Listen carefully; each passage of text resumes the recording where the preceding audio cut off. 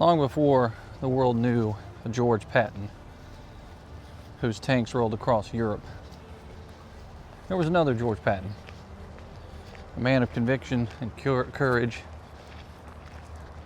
and his story tragically ends right here, the battlefield of Third Winchester.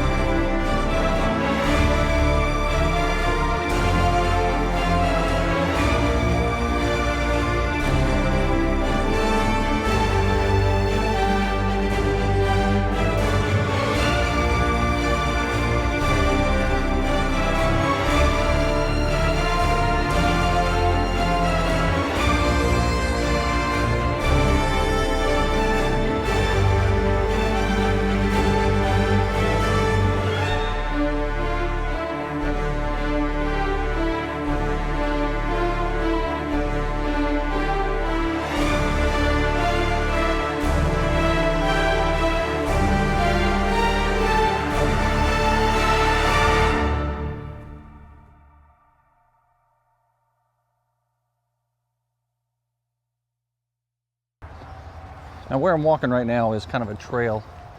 It was a stop called stop number 15, and basically it's where one Union officer died.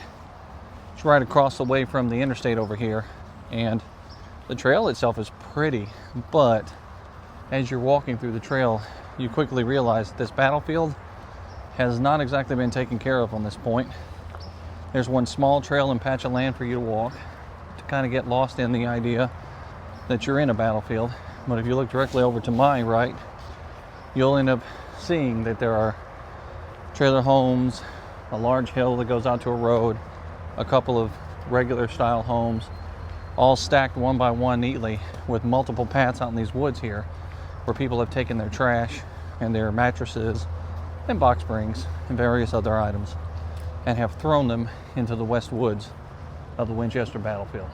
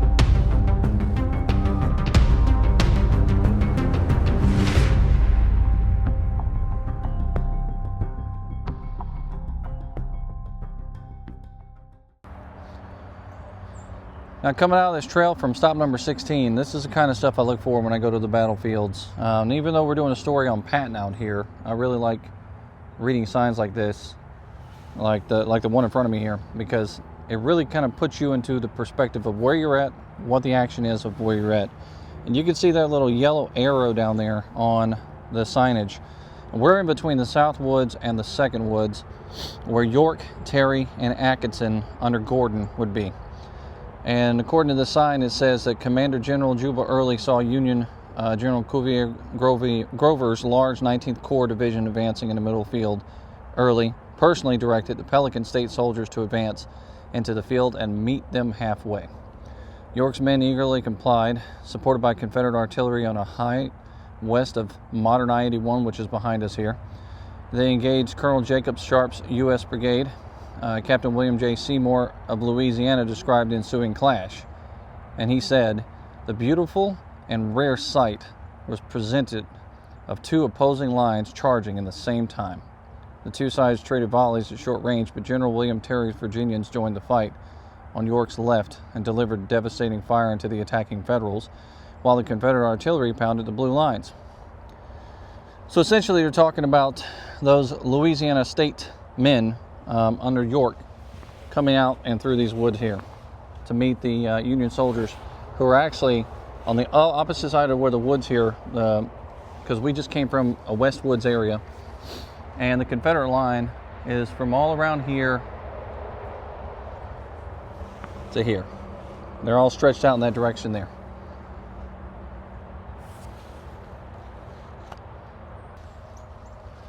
Now, I've heard about this battlefield of Winchester for quite some time, and you can kind of see out there, we're on a loop trail right now for Third Winchester that takes us around to the Robert Rhodes Memorial. And this battlefield's decent enough. The only thing that I have a problem with is obviously all the development that's happened around here has managed to just inch right up close to this area and pretty much taken up a big portion of the battlefield itself. So while you're out here on this field enjoying the views, you also get to enjoy the sounds of an interstate and everything that's happening in town. And then of course the random people that pop in and out of these woods here for some reason. So it is it's an interesting hike for sure. Now, General George Patton would end up being the future grandson of this man. And here closer to the end of this video, we'll talk about General Patton and his trips out here to see his grandfather and how all of this inspired him to go on to have one legendary career, for sure. Oh, look at that. We have balloons in the sky. I believe that's a sign. I did have a viewer not too long ago say that we should talk about the aeronautical feats of the American Civil War, and that is definitely something similar to what they would have used during the Civil War. They would have put balloons up in the sky to tactically look at all the movements that are happening on a battlefield. Well, here in the future, like I said in this video, we're going to talk about George Patton, the grandson, and a little bit about his son as well, another VMI cadet.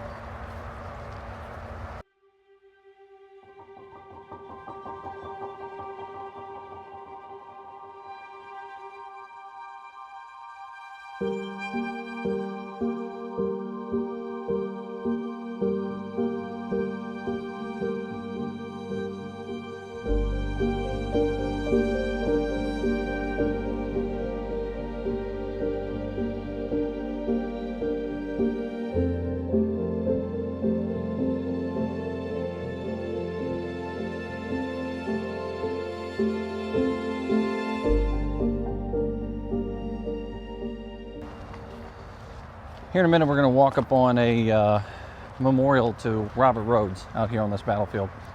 And he would become one of the general officers that would end up dying out here as a result of an injury at the Battle of Third Winchester. This battle, it was really no different than any other battle as far as terrain and the amount of death and destruction that took place out here. Before the Confederates, it was a complete and utter disaster. They were outnumbered probably 2-1, maybe 3-1 in some cases. They lost a third of their army out here, and 22nd Virginia ends up losing about 50% of their men to injuries or death out here on this battlefield. It's kind of a shocker considering what they just come from. The 22nd Virginia had been part of Cold Harbor, another place that was also described as simply murder. It was a hard ride for these guys to be able to go through all those fights and battles together and then be ordered into the valley under Jubal Early to have one defeat after another, one problem after another, to have Early act the way that he did on the outskirts of Washington, D.C. and Monocacy and lose all of the advantage that he had. I'm sure that not only did the death affect their morale, but the lack of leadership probably affected their morale as well.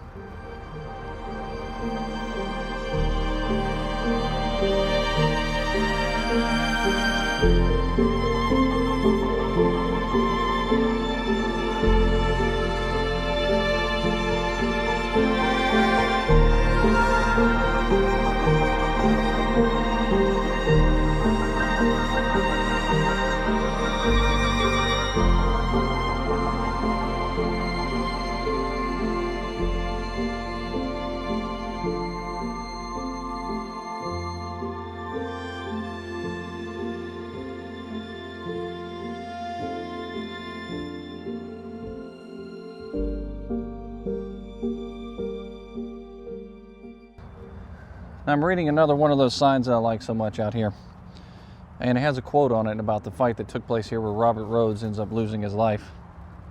It said, "It sounded as if every tree in the woods was falling down and that a terrific thunder storm was raging in the woods." And that was from Confederate Private George Q. Patton, recalling Rhodes' attack. In this very area here, there was a gap that was happening as a result of retreats from the Confederate soldiers who were being hit hard. Robert Rhodes ends up coming up just in time to plug that gap. And his men end up pushing all those Union soldiers back in that direction where we just came from. And this is about 12:30 in the afternoon when everything starts to fall apart. When Rhodes gets up here, a artillery shell ends up bursting, probably overhead, and a piece of it strikes him in the back of the head. And one soldier, here on the sign again, says he leaned for an instant. Confederate Private Marcus D. Herring says, then he fell headlong from his horse. Whenever the man falls from his horse, they get him up. He's still alive technically. They take him to a house here locally. They try to patch him up and try to get him better, but he ends up dying there in that house. And that was pretty much the end of the story for Robert Rhodes. And the legend of Robert Rhodes is pretty big. We have never suffered a greater loss, save in the great Stonewall Jackson. Rhodes was the best division commander in the Army. And that was from Jedediah Hotchkiss. He was a pretty good commander, but you don't hear a whole lot about him. You don't see a lot of documentaries about Robert Rhodes. This is the place where it all took place right here in Winchester, Battle of Third Winchester.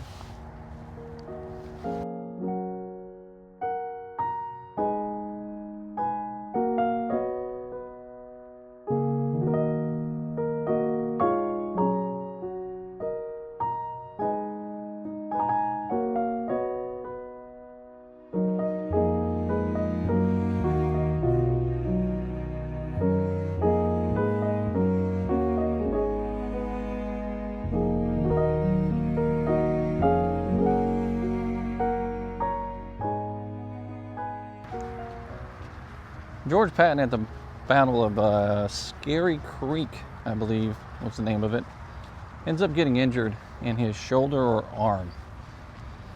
And he's taken to a field hospital where they recommend amputation. And he is so incensed by the recommendation that he actually pulls his side piece from his holster and aims it at the surgeon and tells him he will not amputate his arm and insists that the surgeon leave it alone. The surgeon, being a very smart man, allows the officer to have his arm.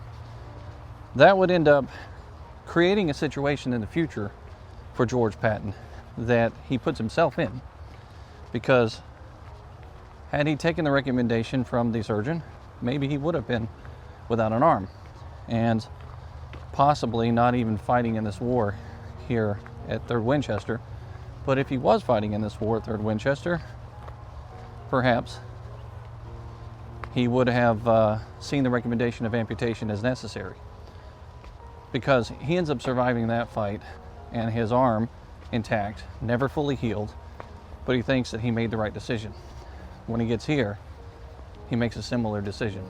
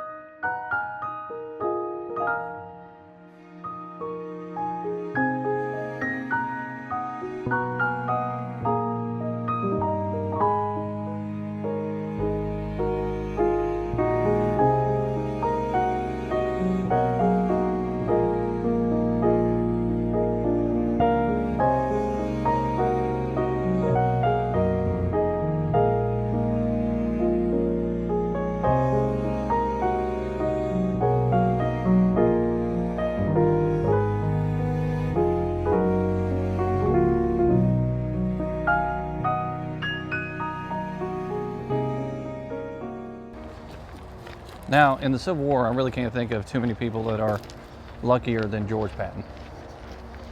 Not only does he get shot in the shoulder, keeps his mangled arm, goes through the war, ends up being parts of many, many different conflicts that would probably take most people's lives. He goes on to be talked about in such a glowing term as far as his tactical abilities are concerned. But at Giles Courthouse, he ends up taking a bullet right to the stomach, and a $10 gold piece ends up saving his life.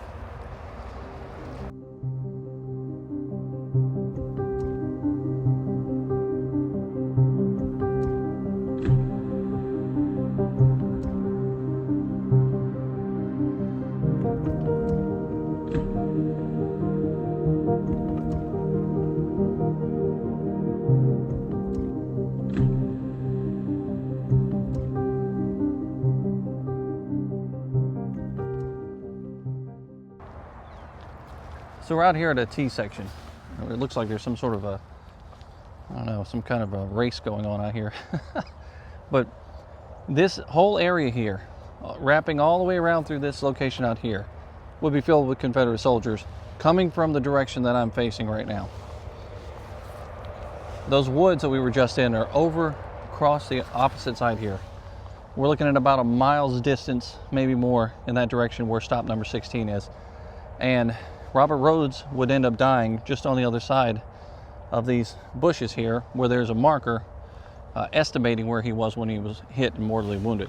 The Confederate soldiers stretch all the way across this road, and they're attacking in this direction and from this direction going forward as well. And the Union soldiers are on the heights above us here, right across town.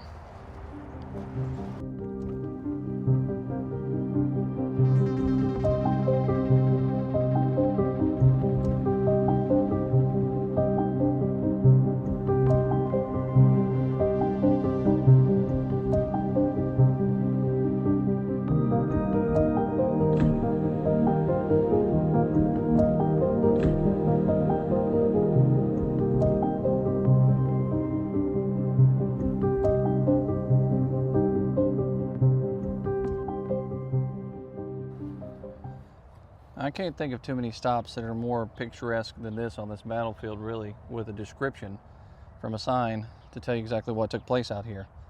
And according to the sign that's down here below where I'm standing, it talks about Major Carter Braxton's battalion of Confederate Artillery. And it says the Union battle line descended into the hollow in front of us and then charged up the open hill beyond, where they were greeted by a lethal blast of canister. So, if you can just imagine the stretched out land and the hollow that comes here, and the Union soldiers that are coming from across the way there, and then the Confederate artillery opening up and blasting them right in the face from this high ground that's over here.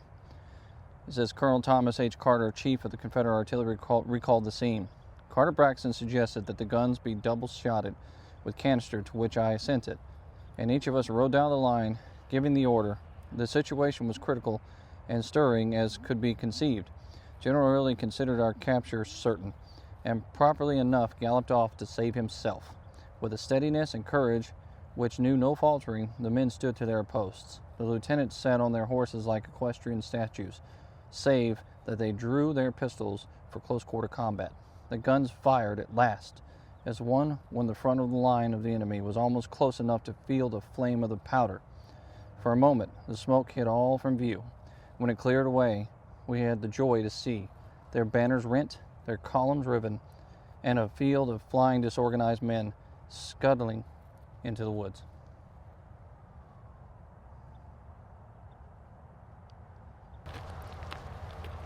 George Patton was given a lot of credit for the Battle of Newmarket, and his tactical maneuvering was what was given credit. And it was said that the 22nd Virginia was the reason for a lot of the success there. And that would have to be because the commander proved worthy of the fight. And that's the reason why they gave him credit.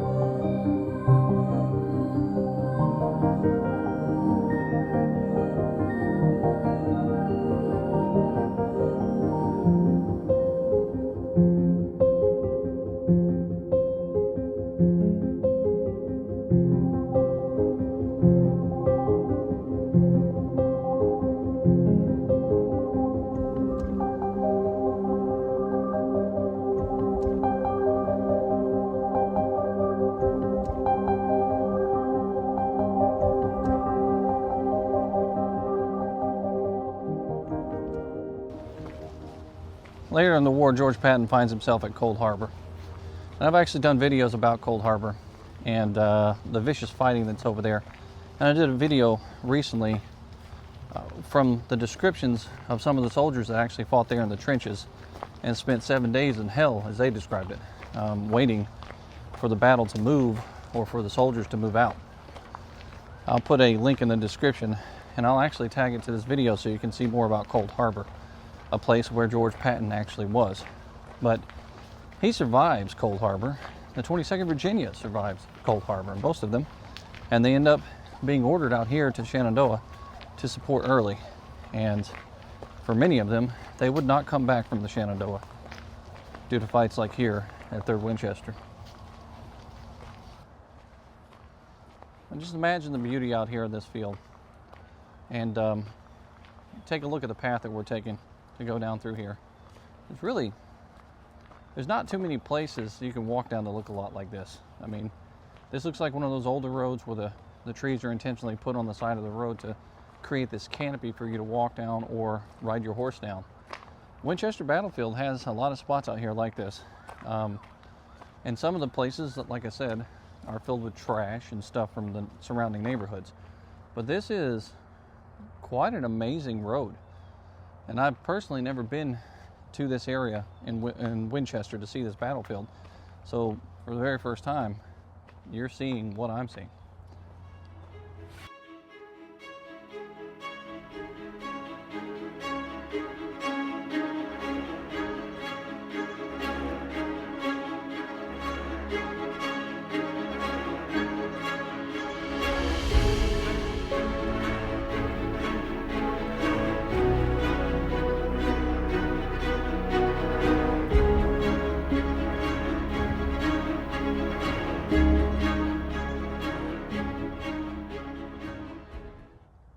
Standing in this position here, we are actually facing in the direction that the Alabamians and the Confederates would have been facing, going in that direction. And if you look off in this direction over here, you can actually see what looks like a divot in the ground, like a ditch almost. And according to the sign out here, if we're facing in the right direction, because like I said, I've never really explored this battlefield, this is where the hole is. This is where the punch through happens. And about 12:30 during the daytime, when those Union soldiers come punching through here, Pennsylvanians and Ohioans and all of that. And this is also where, from the second woods back here, where the Confederates come up and plug that hole that we were talking about earlier and stop it right over there.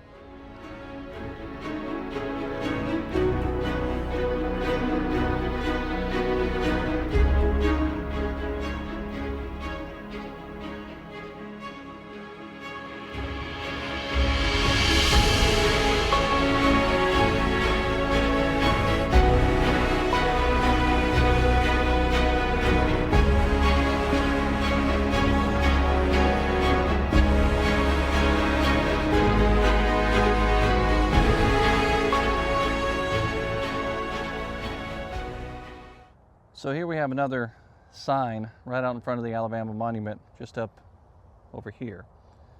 And this sign has a quote in it that I've never read before, and it really tells the story out here of the aftermath of the Battle of Third Winchester. There's a quote from a northern sketch artist named James Taylor describing the dead on the battlefield after the battle.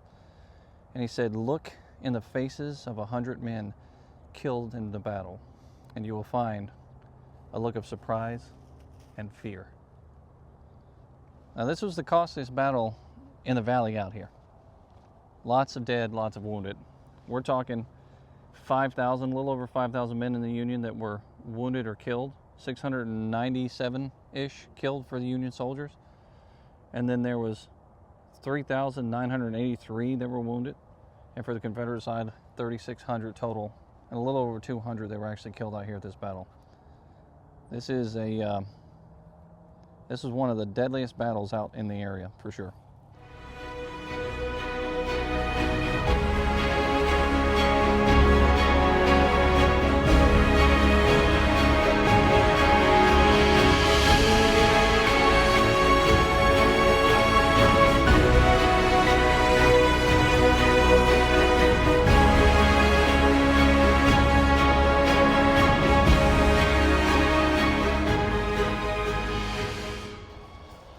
In this location here, the New Yorkers of 114th end up plugging a hole and pretty much saving the Union line as the Alabamians are coming up. The surgeon that was out here, Mr. Beecher, he talks about how the Confederate soldiers that were out on this place fired surprisingly low, and they were ripping up the ground and the grass in front of the men. It was out here in a perfect sheet of lead. With firing like that, however, when those bullets come up towards the men that are marching towards them, they're not hitting them center mass, they're hitting them in the legs, and they're ripping their legs apart and causing all kinds of damage to the men who are out here on this field. The 114th certainly suffered a lot of casualties as a result of that firing.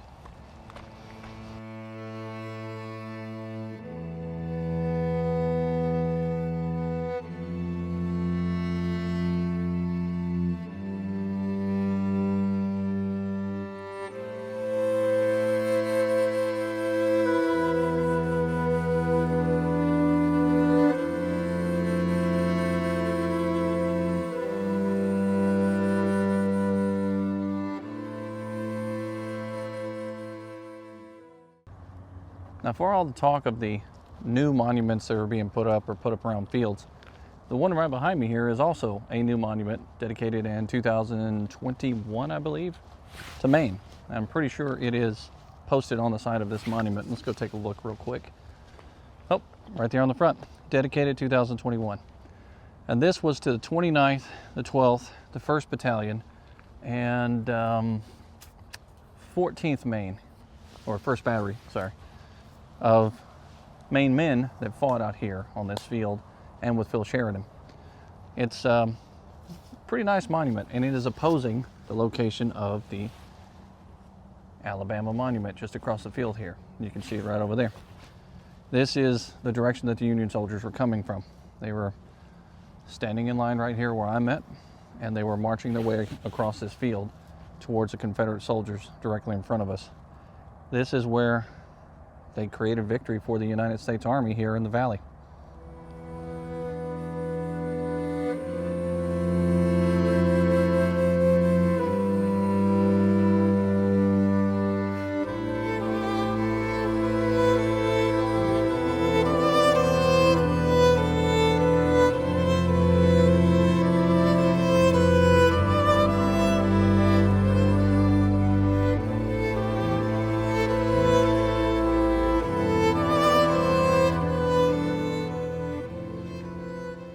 Somewhere out in the fields here, there was an action that happened that created a situation for 3 men from the 11th Indiana to be awarded the Medal of Honor. And it was for the colors. One man, Charles H. Seston, was out here in this field, and he was a color bearer sergeant. And he was waving the colors around, trying to rally the men to his position and trying to help out the general. And he ends up being struck by a bullet, and his last words of life, he yells, "Catch the colors."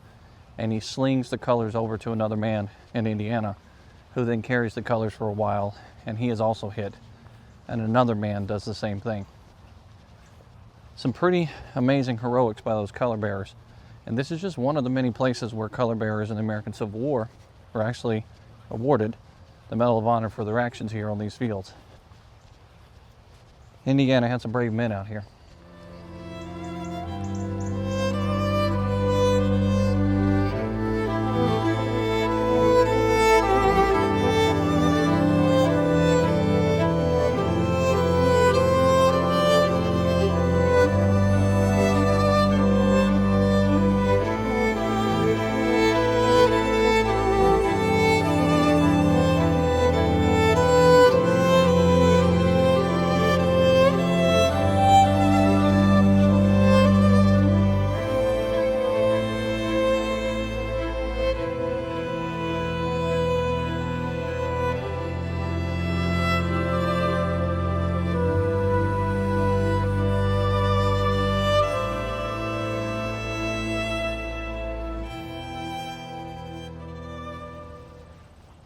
So I'm up on the hill here where Gordon's men were, and directly off in that direction over there is where Patton's men would have been during the attack that caused Gordon to fall back onto itself. Patton's men and Patton himself are back that way in front of a farm lane that's directly out in front of a house. And he's kind of angled back off in a protective measure to the rear of the lines. And he ends up fighting and taking a stand against the cavalry that comes out of nowhere and just hammers home. And these guys are running and scattering as fast as they can. And Patton is trying to stop them when he gets hit. And that's really what results in his death, is he ends up taking that hit there, trying to stop his men from retreating.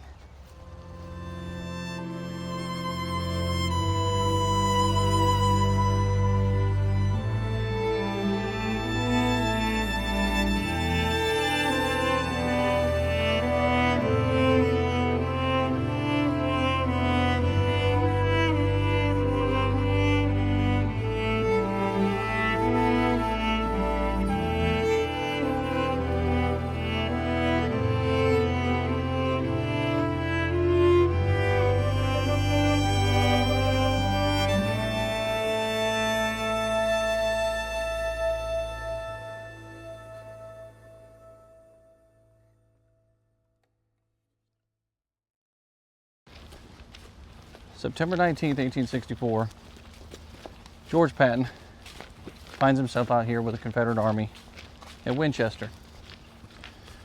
At that point, that army in the Shenandoah has already been through a lot of fighting.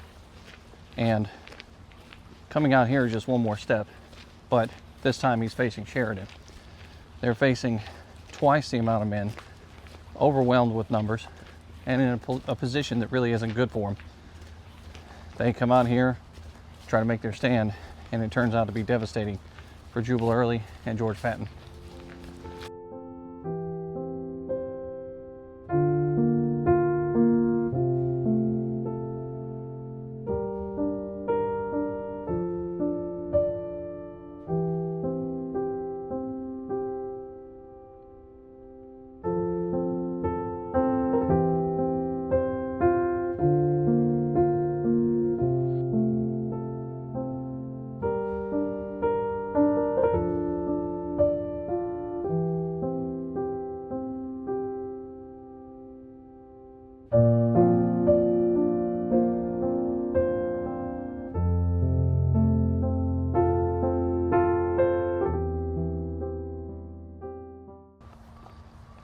So it's at about 2 p.m. in the afternoon that Patton is being pushed to the brink of collapsing.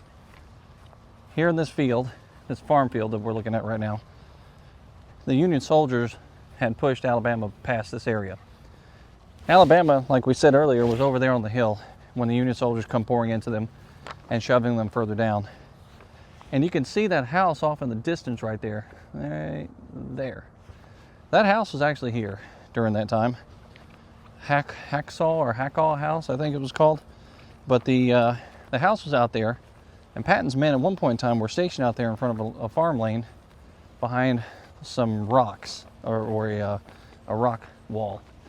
Those men were out there preparing for fight, and then all of a sudden Alabama comes pouring down through here and having to hide behind another wall, and the fight comes on in three different directions. You have cavalry, you have artillery, and you have infantry pouring in to these men that are out here. Well, Patton decides he's going to try to push his men forward and meet up with Alabama and Gordon to support them. And he's pushing his men from right here where that farmhouse is forward to try to get to that stone wall. He ends up getting wounded here in this field. His men collapse back. Gordon's men collapse back. The fight here is all but lost. The Union soldiers have a real big victory on their hands. And as a result, Patton himself is injured here by a shell fragment when it explodes and hits him in the hip. Out here on this field, you'll see a sign that talks about the Hackwood and Patton. So the Hackwood is the house that we were talking about, and of course George Patton himself was the man fighting here. This marks roughly the location that if you're standing here and staring, the sign actually has an arrow that points in the direction we're staring, and you can see where Patton would have been stationed when he actually got that injury out here in Winchester. Just a few short days later, Patton ends up doing the same thing he did at Scary Creek. And an officer or a surgeon recommends that he has an amputation. And instead of taking that recommendation, he decides he's going to forcefully tell him he's not going to have his limb amputated. As a result, gangrene sets in. 5 or 6 days later, on September 25th, he ends up succumbing to the gangrene and the fever, and he dies here at Winchester. And here in a minute, we're going to go over to where his grave is, where not only he is buried, but 2,500 Confederate soldiers are buried out there. And his brother was reinterred there in that cemetery. The brother that died at Gettysburg, Pennsylvania.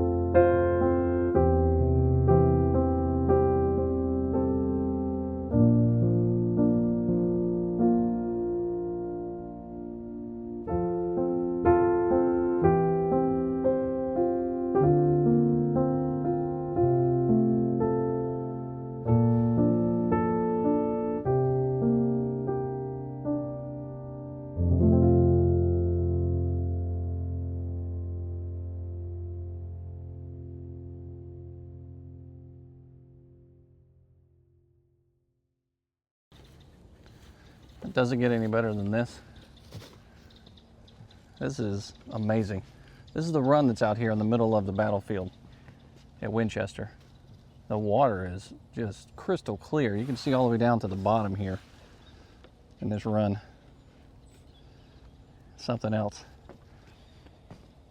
These battlefield markers like this, the actual natural terrain, it helps you to pinpoint where the troops were, but it's also just a great peaceful place to hang out and think about things, you know, just kind of reflect on the history of the place. It's pretty neat.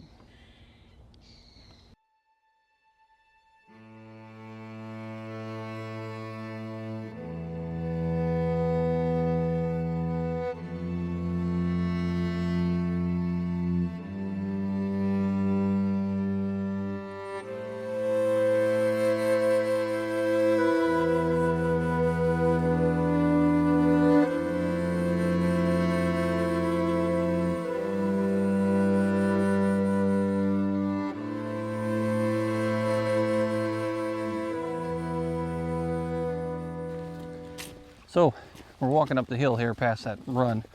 I'm gonna make my way over towards the Ohio Monument. I'm kind of walking this battlefield in reverse, really, from where they want you to walk. Just checking it out. Because really we're out here to tell a story about George Patton and not the story about the Third Winchester battle.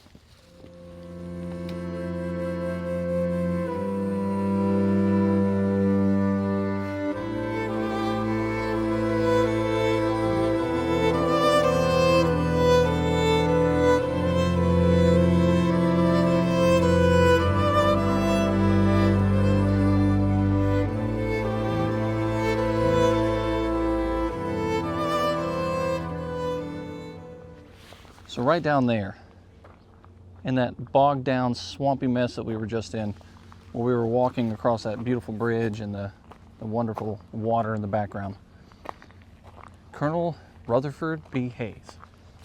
That Rutherford B. Hayes, the one that was going to be the 19th president of the United States, finds himself in a sticky situation down there. He's on horse, and his men from Ohio are going down through these woods, and they're headed into that swampy area. And it's a two-pronged attack. They have to get across these waters up on the other side to the Hackall house and end up fighting against those Confederates that we were talking about, Alabama and Patton himself over there. Rutherford B. Hayes' horse gets stuck in the mud. And that's not just a funny joke. He's actually stuck down there. One man described it as saying to stop would be death. I believe it was actually Rutherford B. Hayes himself that said that. He talked about being stopped down there would end up being death because they would fire at you and kill you in the mud. But to go up on the other side of this hill might also mean death. So they decided to press on, and they kept going. He got lucky. He didn't end up dying out here. He ends up going on to become the president, like we said. But at the top of the hill here, there's an awesome monument to Ohio. Let's check it out right here. This beautiful monument's at the top of the hill, facing in the direction that they would have attacked. Down that hill, across that muddy bog, over to the other side where the Confederate soldiers were. And when Rutherford B. Hayes gets stuck down there, it was described as his horse being stuck and his horse being frantic. Rutherford B. Hayes jumps off of his horse, ends up in the bog, gets down on all fours, and crawls his way across and up to the other side of that hill so that he can continue the fight. But however, he found himself alone on the other side. Eventually, the other men would make their way across, and the fight would continue.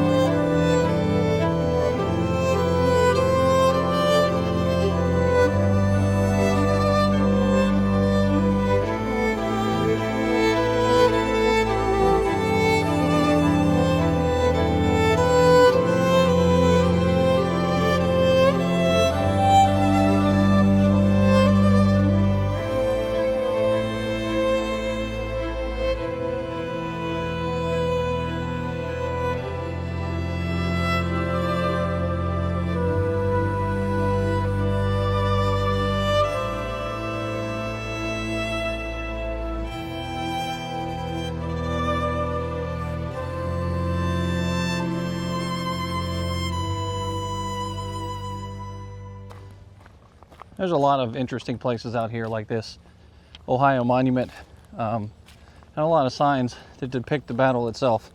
So it's not hard for a novice or even a person like myself that has never been out here to this field to come out here and check this place out for themselves and get the full story and a little bit of a better understanding of the struggle that happened here. This fight was pretty severe. It was one of the larger ones out here, and the many different terrain features that this battlefield offers is really good at transporting you back to that fight out here at Winchester. I could stay out here all day recording little snippets of the signs and the monuments and everything, but unfortunately I need to make this video fit within a certain time constraint. So we're going to look at a couple more things out here, and then we're going to make our way over to that Confederate cemetery where George Patton is buried.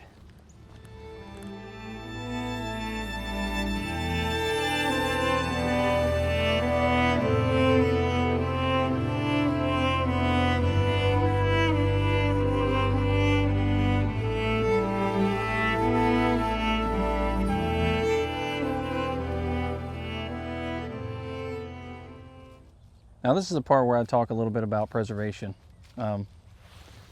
You all know that I like organizations and contribute to organizations like the American Battlefield Trust, and even some organizations up in Antietam and Central Virginia Battlefield and all that stuff. But this battlefield has a marker on it that talks about George M. Sempeles, right here. And according to the marker here, you can read it for yourself, and you can take a look at the land behind me here that's preserved as a result of work by guys like that. Mr. Sempeles, born 1958 and died in 2019. And he saw this land as being extremely important, and he did something about it. And they ended up preserving the biggest portion of this land, of the Winchester battlefield, that if they hadn't done the work that they did, this entire swath of land that you see here behind me would have ended up being a massive parking lot for probably a Walmart or some sort of complex of houses, which this entire area has all around it. So it's amazing that it's still here today. You can still enjoy it. And it's all thanks to people just like George, right here on this sign. He was a man that lived and breathed and loved his history and loved preservation. And they put this sign here in memory to him. It's a wonderful tribute.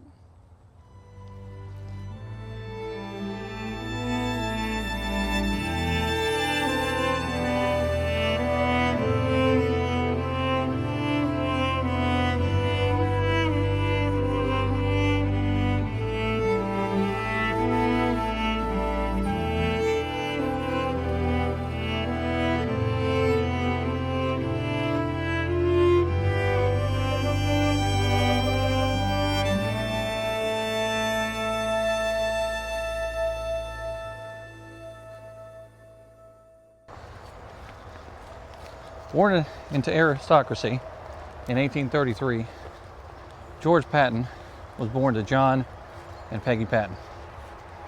John was a lawyer, made a lot of money, but John eventually would die, and his mother Peggy would end up ruling the house with an iron fist. George, at the age of 16, would eventually go on to BMI to become a cadet.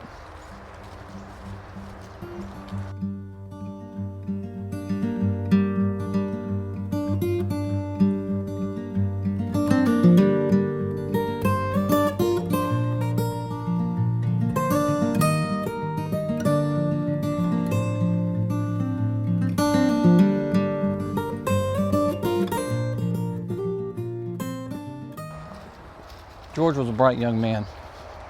He studied Latin, chemistry, and of course artillery.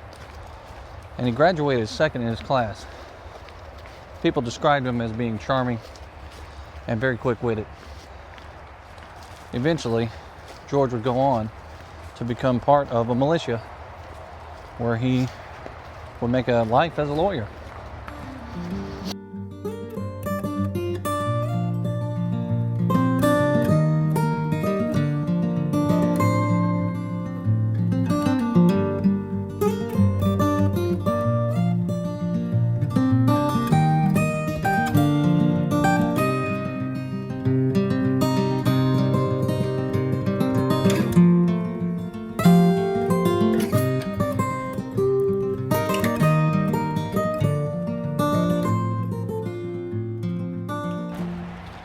In 1855, George ends up moving to Charleston and marrying Susan Glessell, his love.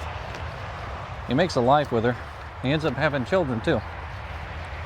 There, he's a lawyer and practicing, and he earns the nickname of Mr. Frenchy or Frenchy because he has a very sharp pointed goatee that everybody talks about. Him looking French, if you will. While he's there, he ends up in, I believe it's called the Kanawha Militia, where he's the commander or the leader of that militia. That militia becomes the reason why he ends up in the 22nd Virginia.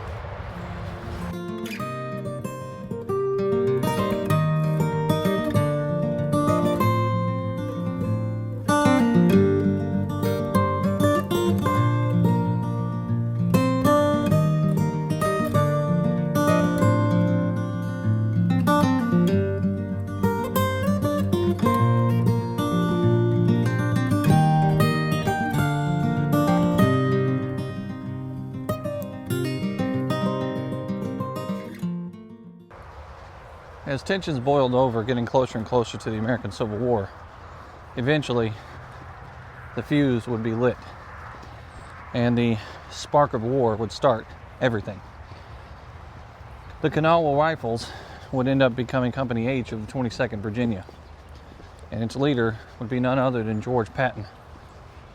Patton's family, however, would not be limited to just George Patton fighting in the Civil War for the South. There would be a total of 7 brothers who would end up going off to war to fight in the Civil War.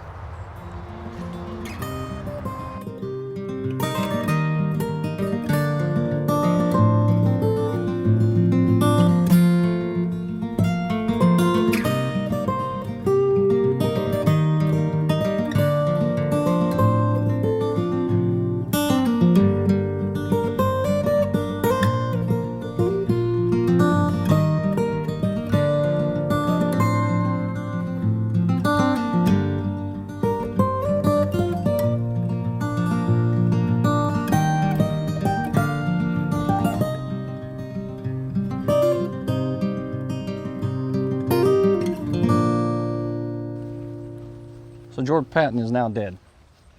His wife finally reads about the injury in a paper and decides she's going to make her way to Winchester and try to visit him. But when she gets here, he's already been buried in the ground. So instead of taking him back home, she finds that it's fitting to leave him here. She leaves him here. He has a modest grave in town, where eventually his brother, who died at Gettysburg, is also moved and buried up here near where he's at as well.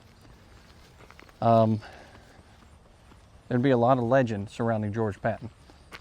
His son would change his middle name so that he would also be a George S. Patton. His son goes on to father the George S. Patton, general, that we're talking about.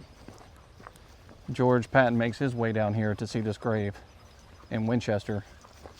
And I have a picture of him I'll put up on the screen here when we get to the grave site, so that you can see George with his father, George, standing by his grandfather's grave. George.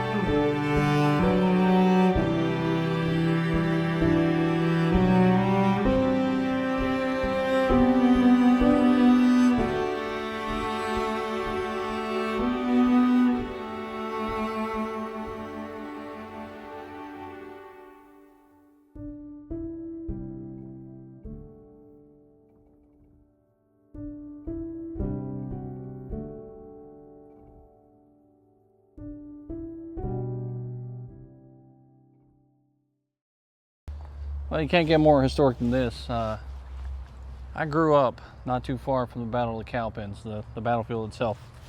And General Morgan was talked to about a lot. Morgan, Nathaniel Greene, all those guys. Well, here's Dan Morgan out here at Winchester. His cemetery plot's out here, and there's a memorial that's put out here to him. And we're out here at this cemetery because we are headed towards the Confederate cemetery to talk about other men who died out here fighting against the Union that man right there helped create. It's kind of a little bit of irony out here in this cemetery where George Patton is buried. Of course, this cemetery is really old. There's a lot of people buried out here dating all the way back to pre-Revolutionary War. It's the Hebron Cemetery right next to Winchester National Cemetery.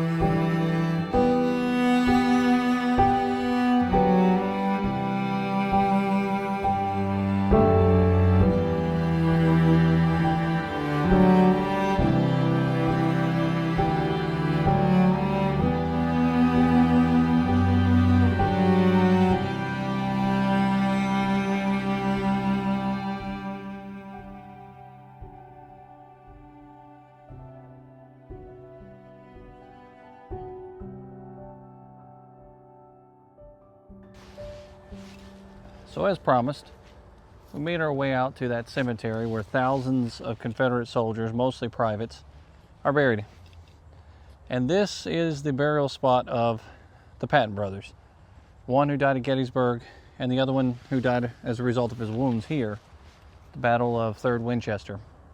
And in a minute, I'm going to flip this around, and I'm going to hopefully line this up so that you can see where George Patton himself and his father would have been standing right here with this tombstone, standing there proudly as they look on sternly.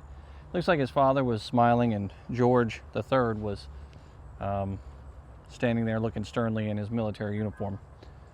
It's an amazing reminder of how connected we all are to the American Civil War and how closely related it is to us in history. It's really not that far in our past. George Patton would have been buried out here, and then eventually his brother is buried out here with him.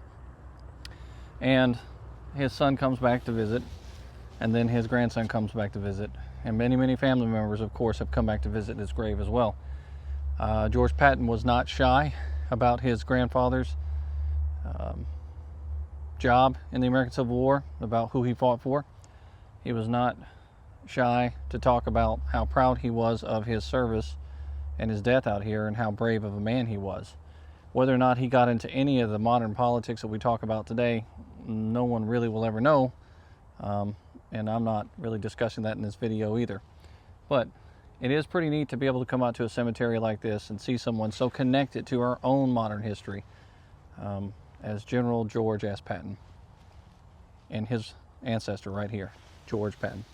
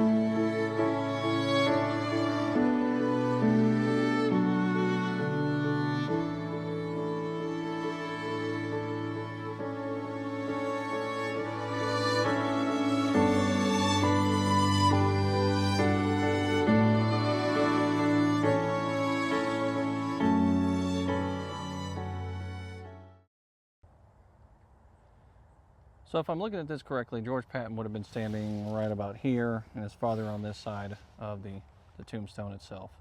And we'll line that picture up so you can take a look at it and kind of see for yourself right here.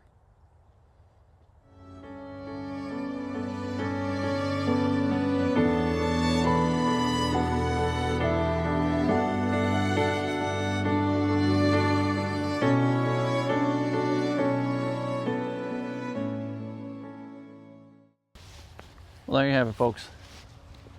George Patton, George S. Patton. A brave man, kind of a little bit of a dumb man at the same time, refusing to have an amputation done. But then again, at the same time, in those days, amputation was not a guarantee to save your life. Amputation could have also created gangrene and infection, but more people survived massive wounds to their limbs with an amputation than without. I'm sure he was a hard-headed, stubborn man, but a very intelligent man too at that. And his son went on to be a successful man, and his grandson went on to be a successful military man.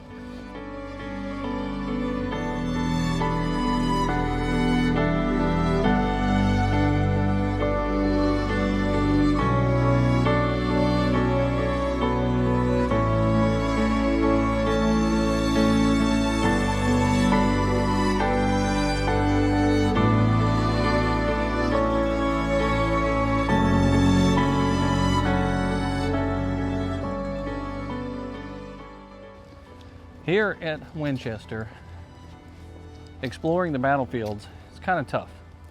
Third Winchester battlefield's pretty well preserved from what I've seen so far. Walking out there in that battlefield, it's pretty magnificent. And the story behind how it came to be preserved is pretty cool too, if you really look at it from that preservation perspective. But if you go around Winchester, there's a lot of things out here that are preserved specifically for history. And this cemetery is one of them, really. There's a lot of people out here from history buried in this cemetery at Hebron Cemetery. And the National Cemetery itself also has a lot of monuments to Union soldiers that fought in and around this area too. So if you get a chance when you're in Winchester, if you stop at one place, stop right here at this cemetery, and then make your way over to that battlefield.